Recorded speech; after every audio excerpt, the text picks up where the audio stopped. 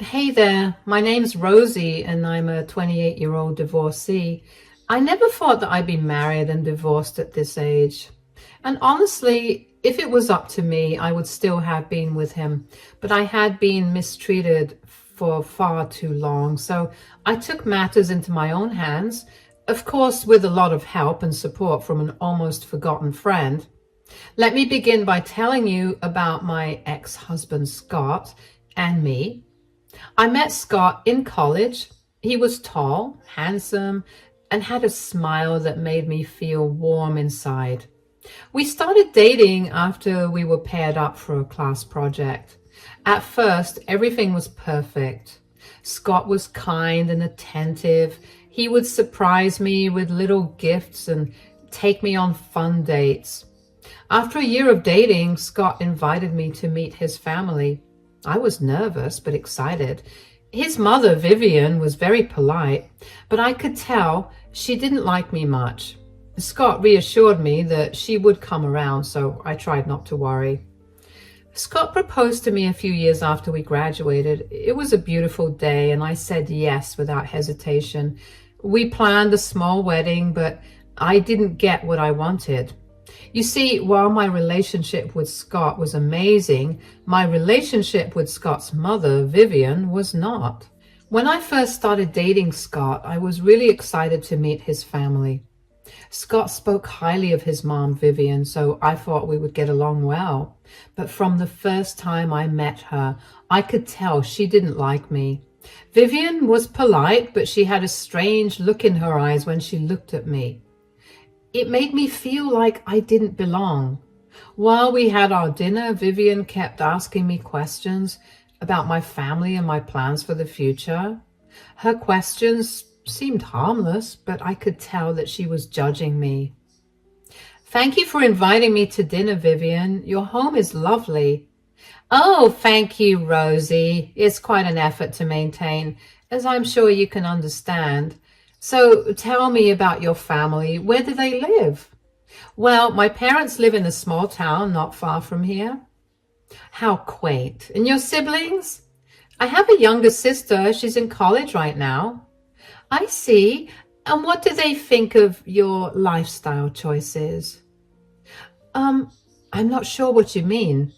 "Oh, moving here away from your family. It must be quite different from what they expected." "Well, they weren't happy at first, but only because we're all so close, and my leaving meant that I was a lot more grown up than they wanted me to be. Still, they supported me because they wanted me to be happy." "Of course. Happiness is important, though I suppose it's different for everyone, isn't it?" "Though I suppose it's different for everyone, isn't it?" "I guess so." What about you, Vivian? What did you do before you settled down?" "Oh, I'm a business owner, dear. Quite successful, actually. All of this wealth, you see, came because of my hard work." "I see why Scott looks up to you so much." "Yes, I have made sure to set a very high standard for him.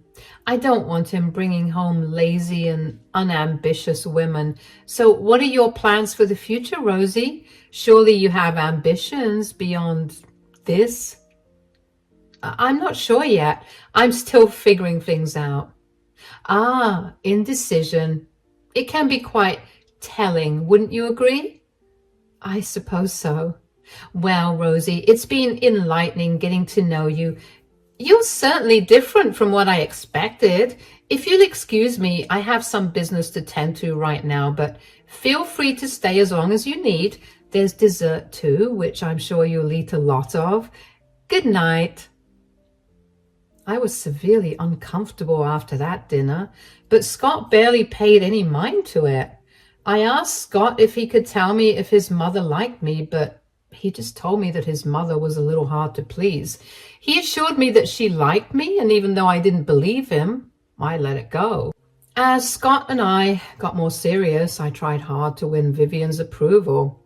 I visited often, brought her small gifts, and helped out around her house, but no matter what I did, it was never enough. Vivian always found something to criticize. She would say things like, Rosie, you should really learn how to cook better. Or, are you sure you want to wear that dress? Scott would just shrug and tell me not to worry about it. Anyway, Vivian insisted on taking over Scott's and my wedding plans. She decided on the guest list, the venue, and even the menu. I wanted a small, intimate wedding, but Vivian turned it into a huge event. I felt like I had no say in my own wedding. Scott said it was easier to let her handle things, so I tried to go along with it. After we got married, things started to change. The first thing that changed was Scott's brother, Lucas, being cut off from the family. Lucas was Scott's older brother. Lucas had always been the black sheep of the family. Unlike Scott, he never let Vivian control him. He was independent and stood up for what he believed in, which often clashed with Vivian's manipulative ways. This caused a lot of tension between them. When Lucas decided to become a lawyer and fight for people's rights, Vivian disapproved. She wanted him to take over the family business, but Lucas refused. He wanted to help people, not just make money. But only a month after my marriage, Lucas was ousted from the family. Scott refused to tell me what had happened, and even though I knew in my heart that there was no way that Lucas had done anything wrong, I knew that if I wanted to win Vivian over, I could not interact with Lucas, at least not a lot or very overtly. Lucas would occasionally email me to check in on me because he hated how his mother treated me, but he respected it when I told him that I wanted him to not contact me because I wanted to get on Vivian's good side. The other change was that Scott spent a lot of time talking to his mom on the phone. She always had something to say about how we should live our lives. Scott would agree with her and then tell me what we should do. It was frustrating, but I loved Scott and wanted to make our marriage work. About 2 years into our marriage, Scott and I began looking into buying our own house. One day, Vivian suggested we buy a house near hers. Scott thought it was a great idea, but I wasn't so sure. Guess what? Mom called me during work today. Oh, did she have something important to say? She usually calls you only in the evening, right? Yeah, but Mom had an idea that she wanted to share with me. Mom suggested that we buy a house near hers. I think it's a great idea, don't you? I'm not so sure about that. I think we should decide where we want to live on our own. Come on. It would be so convenient to be close to Mom. She can help us with anything we need. I understand that, but I want us to make decisions that are best for us, not just because it's convenient. Why are you being so difficult about this? Mom knows what's best for us. She's willing to help with the down payment no matter how expensive the house is. How is that not enticing to you?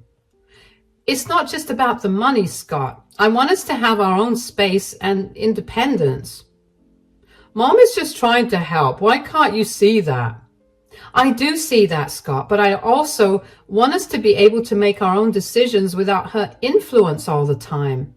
She just always needs to get her way, and when she doesn't, she makes you do her dirty work. You're overreacting. I'm tired of you always questioning my mom. She knows what she's doing. I'm not questioning her intentions, Scott. I just want us to be a team, making decisions together. Fine, whatever. If you don't want to consider Mom's offer, then we'll just figure it out ourselves.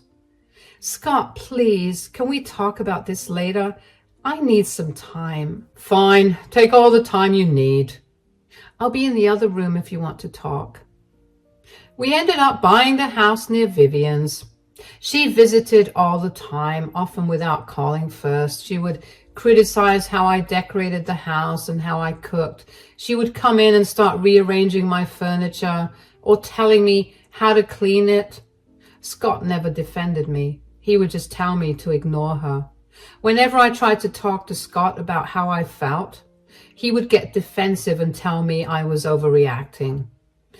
Despite all this, I tried to focus on the good times we had together.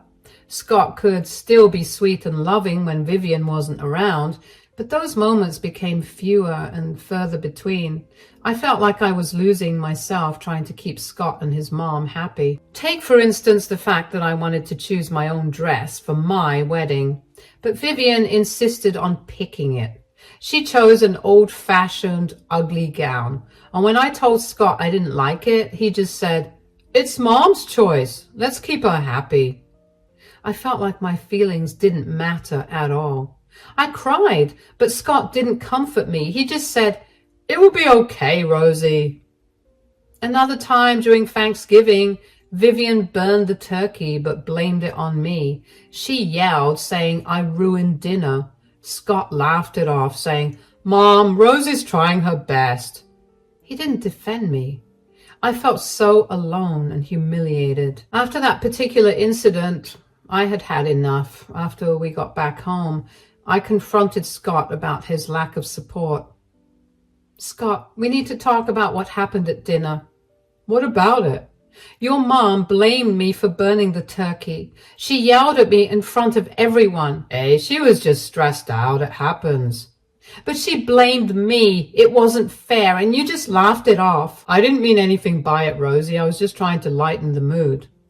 "It wasn't funny to me. It was humiliating." "Mom didn't mean to embarrass you. She was upset about the turkey."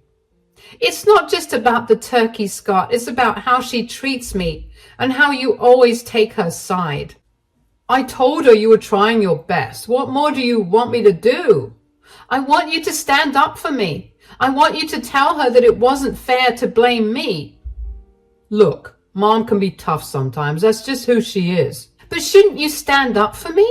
Shouldn't you defend me when she treats me unfairly?" "I do defend you, Rosie, but I also have to consider Mom's feelings." "What about my feelings, Scott? Don't they matter too?"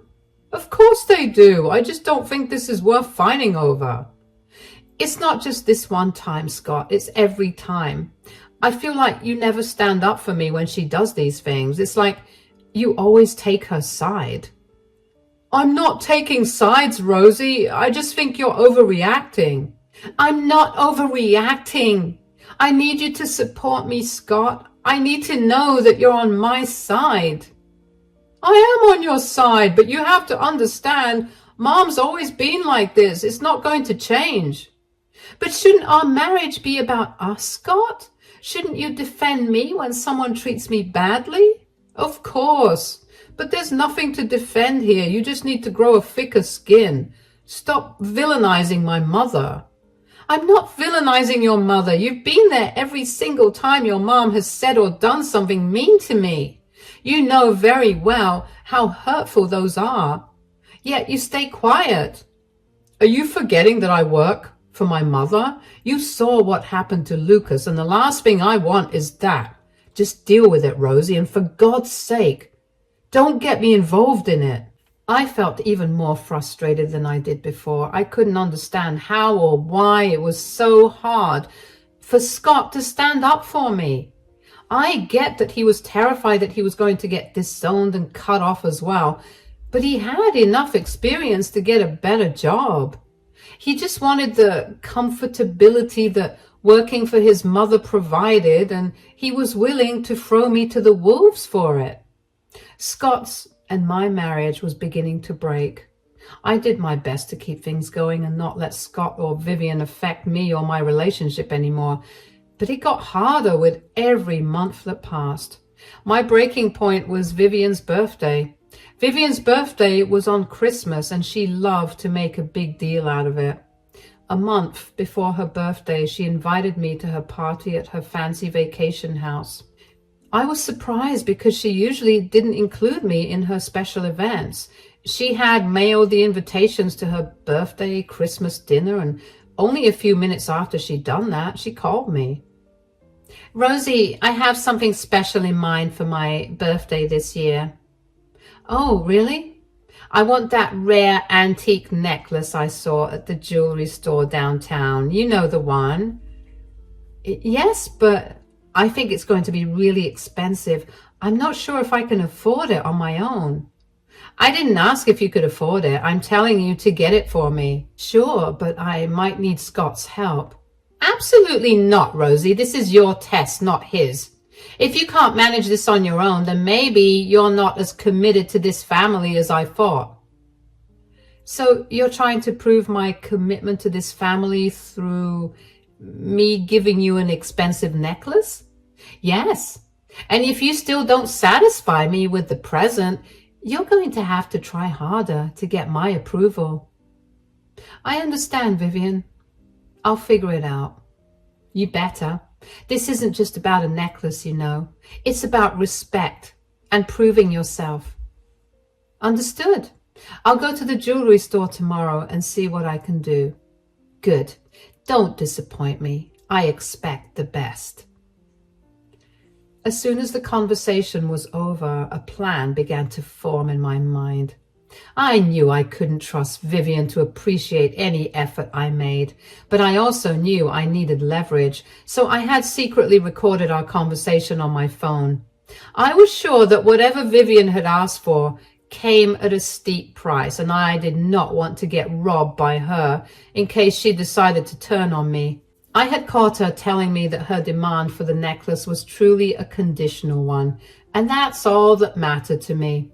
When I looked up the necklace that Vivian had wanted, I wasn't shocked because I had pretty much anticipated it. The necklace she wanted was worth a small fortune. I didn't have that kind of money. I decided to try and get the necklace because somewhere in me, I still had hope that getting it would finally make Vivian accept me. I wanted her so badly to see that I was good enough for Scott. So I started saving every penny I could. I worked extra hours at my job, even though it made me tired and stressed.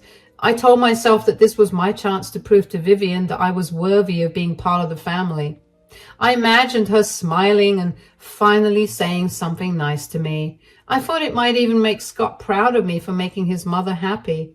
Finally, after months of scrimping and saving, I had enough money to buy the necklace. It was beautiful, just like Vivian wanted.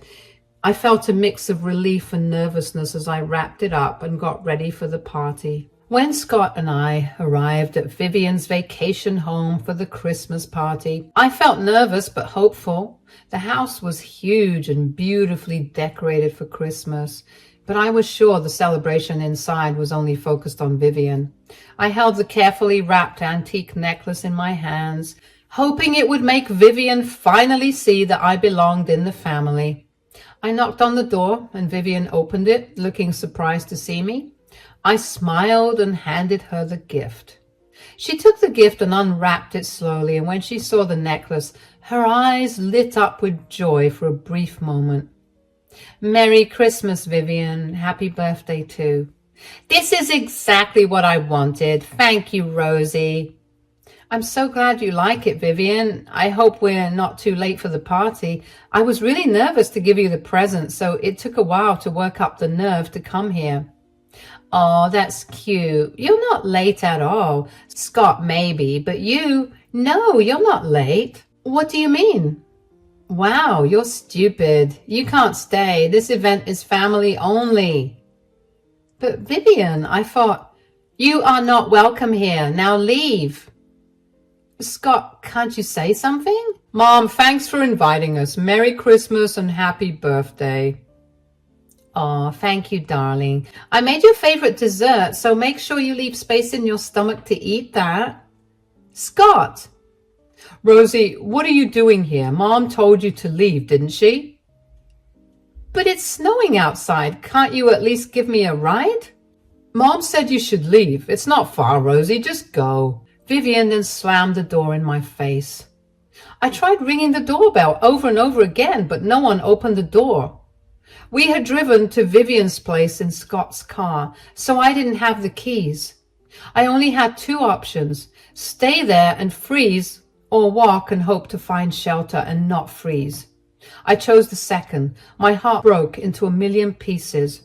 How could he do this to me? I had tried so hard to please his mother, and once again, he was taking her side. As I walked away in the snowstorm, tears streamed down my face.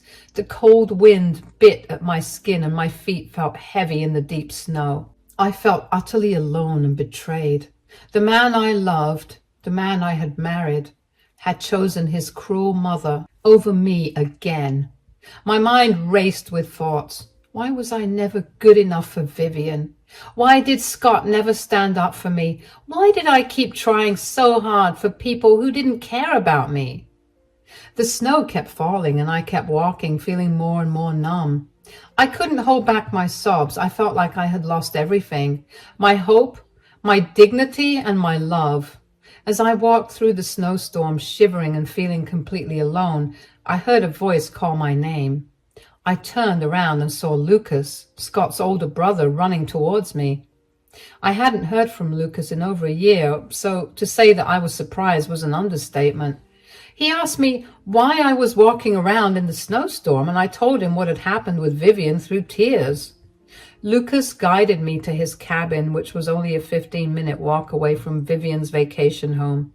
He handed me hot chocolate to warm up, and when I was feeling better, Lucas apologized to me for his mother's behavior. Rosie, I'm so sorry you had to go through that. Mom can be really harsh sometimes. I just don't understand why she treats me like this. I've tried so hard to please her. Mom has always been controlling. She wants things her way, no matter what. Scott tries to go along with it, but I could never do that. Why did you and Mom stop talking? It started years ago. I couldn't stand by and watch Mom do things that weren't right. I found out about her shady business deals, Rosie. It wasn't easy to confront her, but I couldn't ignore it. What did you find out? Mom was involved in illegal stuff, embezzling money, tax evasion, mistreating her employees. It was all hidden under her reputation as a generous person. When I confronted her, she didn't want to hear it. She cut me off completely. That's awful, Lucas. I had no idea. It's why I've been distant from the family. But I've always kept an eye on you, Rosie. I knew Mom could be tough on you. Thank you for being there tonight. I don't know what I would have done without you. You're strong, Rosie, stronger than you know. We're going to figure this out together. What do we do now? First, we make sure you're okay. Then we'll plan our next step. Mom can't keep treating people like this. She needs to face the consequences. But Scott, he didn't say anything to defend me.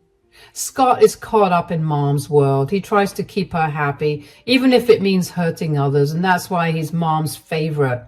He's too stupid and spineless to see reality for what it is. I don't want to be around either of them anymore. Lucas, I really can't. I want my necklace back, and I want them to feel sorry for everything they've done to me. I have an idea. Lucas and I decided to hit back in a way that would really hurt her and Scott. Lucas, who's a lawyer, dug deep into Vivian's business dealings. He meticulously gathered evidence of the shady dealings that Vivian continued to partake in, including forged documents, secret bank accounts, and testimonies from former employees who had been mistreated. He then sent anonymous tips to several reputable newspapers and news channels, ensuring that the information reached a wide audience quickly. The reporters, hungry for a scandal involving such a high-profile figure, jumped on the story.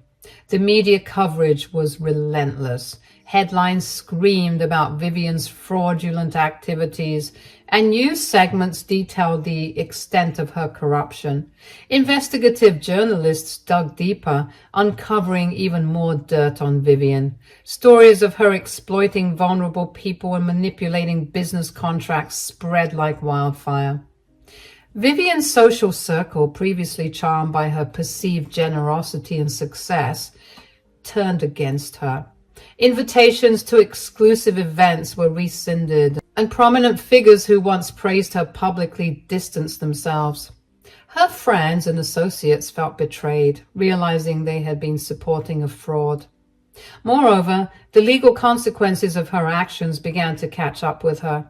Authorities launched formal investigations into her business practices, leading to frozen assets and impending court cases.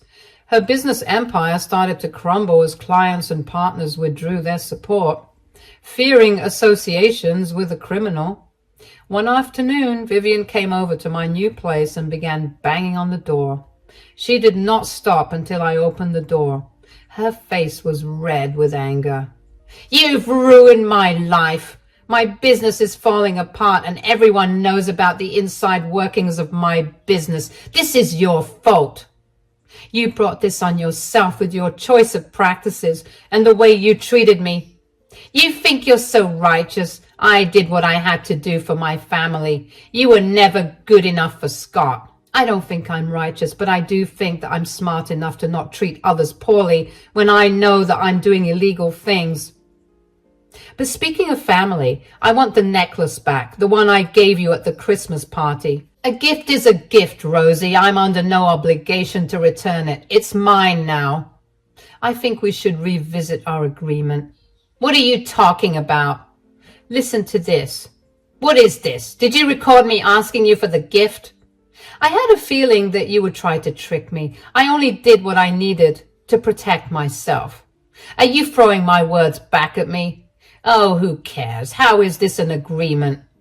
"This is proof. You said I had to prove myself to you. Well, I've done that. So now we need to talk about giving back the necklace." "Are you serious?"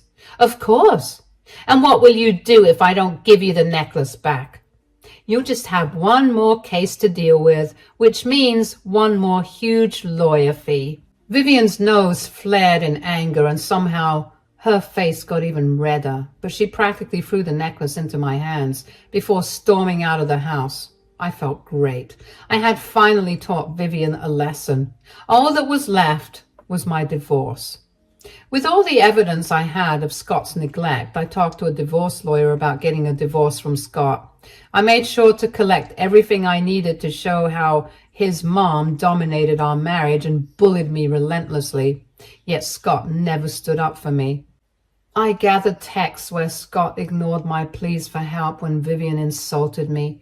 There were countless times that she called me names and Scott just brushed it off or told me to let it go. I had photos of events where I was excluded, with Scott standing by Vivian smiling while I was left alone. I also kept a diary detailing instances where Vivian's cruel words and actions left me in tears, and Scott either defended her or said nothing. There were financial records showing how Vivian controlled our finances with Scott's approval, leaving me with little say in our money matters.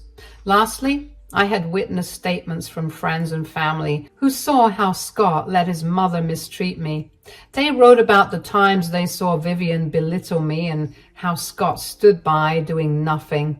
This evidence painted a clear picture of how Scott's neglect and Vivian's bullying hurt our marriage. Lucas then also helped me figure out how to protect myself financially. I wouldn't be left with nothing. In court, I felt a mix of nerves and determination. This was my chance to finally stand up for myself.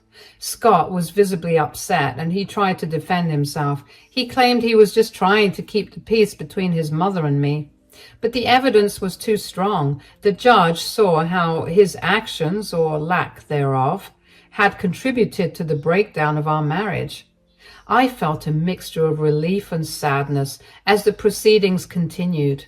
It was heartbreaking to see the man I once loved try to justify his behavior. But I also felt empowered. I was finally taking control of my life and standing up for my own well-being. Lucas was there every step of the way, offering support and encouragement. With his help and the strong case we built, I was able to secure a fair settlement. The judge awarded me a significant portion of our assets. In the months that followed, Scott and Vivian's lives unraveled further. The scandal surrounding Vivian's shady business practices grew, and with more details coming to light in the media. She faced legal investigations and lawsuits from former business partners and employees who had been mistreated. Her once impressive reputation crumbled as people saw her for who she truly was. Scott struggled to find his footing without his mother's financial support and influence. He lost his job due to the scandal and found himself isolated from friends who had once been drawn to Vivian's social circle. His attempts to defend his actions only made things worse as more people saw him as complicit in his mother's wrongdoings. Meanwhile, I focused on rebuilding my life. With the settlement of the divorce and the support of friends and Lucas, I found a new sense of freedom and independence. I pursued hobbies and interests that Vivian had always belittled, discovering strengths and talents I never knew I had. Looking back, I knew the scars from those years with Vivian and Scott would always be a part of me, but they no longer controlled me. I had reclaimed my life and proven that I could survive and thrive on my own terms. I can't wait to see what more the future has in store for me.